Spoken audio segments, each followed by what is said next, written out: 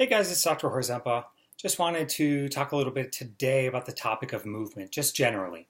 And really, what brought this on for me is I spent this past weekend in Colorado at a event in Boulder called Motion, which was taught by a man named Ido Portal, which is spelled IDO, and then last name is Portal, like portal. Um, which, if you've never heard of him, I'd recommend putting that name into Google or YouTube and prepare to be amazed because he does some amazing things with his body. But really, the workshop wasn't really devoted to any of that, any of the flashy stuff. It was more just kind of talking about movement in general, which I think is really important and in general, especially in general conventional medical practice, pretty much completely neglected. I have to admit, even in my clinic, which is I have a lot more time with patients. I spend a lot more time with patients. We talk about a movement prescription. I'm not even getting into this amount of depth with people yet. But the important thing about movement is, we all think about exercise, which is definitely an important part of it. But really, movement covers everything that we're doing. I'm moving right now. I'm having to move, muscles are having to contract to keep me here, to breathe. So movement is going on all the time. And I think widening our lens to think about it that way is useful. I also think it's useful to really think about and keep the basics in mind all the time. Being able to move the torso, what a lot of people call the core. I kind of hate that term, but being able to move your torso, move your spine, have mobility in that is huge for any movement. Because the spine is kind of what organizes us in space. So taking care of that, and probably taking care of it almost every day, I think is an important thing.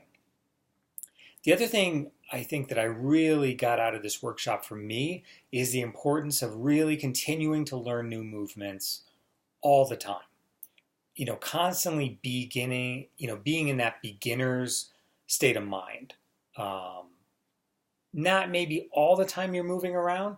Certainly you don't want to pick up movement skills and then let them drop as you learn new things. And then you're just constantly learning new things, but not retaining anything that's old.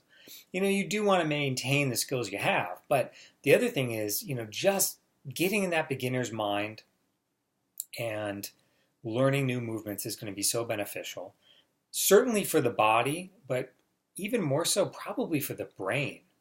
Because the brain is having to coordinate new movements, and the brain is what controls the body. So, I think thinking about it that way, thinking about learning new movements as maybe more of a brain exercise, is an interesting perspective that I've not heard a lot of people other than Ido talk about.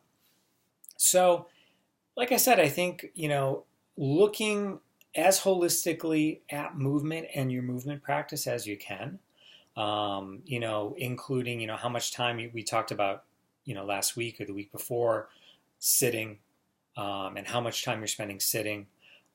Certainly addressing the posture that's sitting, because that's going to be a big part of whether or not you're sitting safely, even though, sitting can only be done for so long, no matter how you're sitting, and you're going to start to get negative consequences.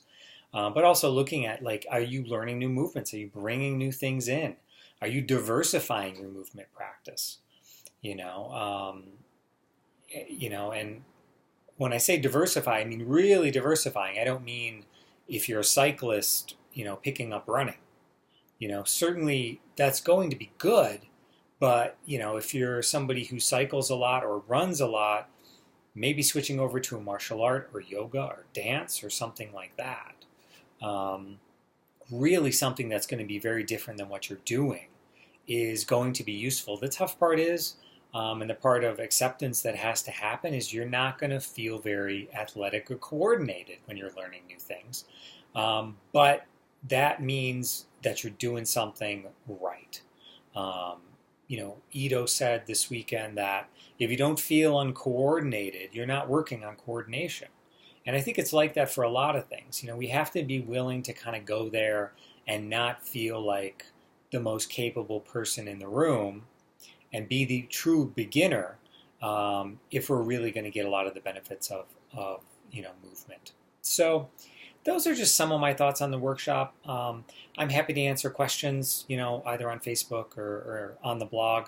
I won't give any in-depth questions as far as Ido's workshop because, that's, his intellectual property. And, like I said, I encourage everyone to consider going to one of his workshops because it will really widen your paradigm of what you consider to be movement. But like I said, just starting to think about doing new things, diversifying, learning new skills, and just being comfortable with that, I think is going to be a good start. So hope everyone enjoys this. Have a great day.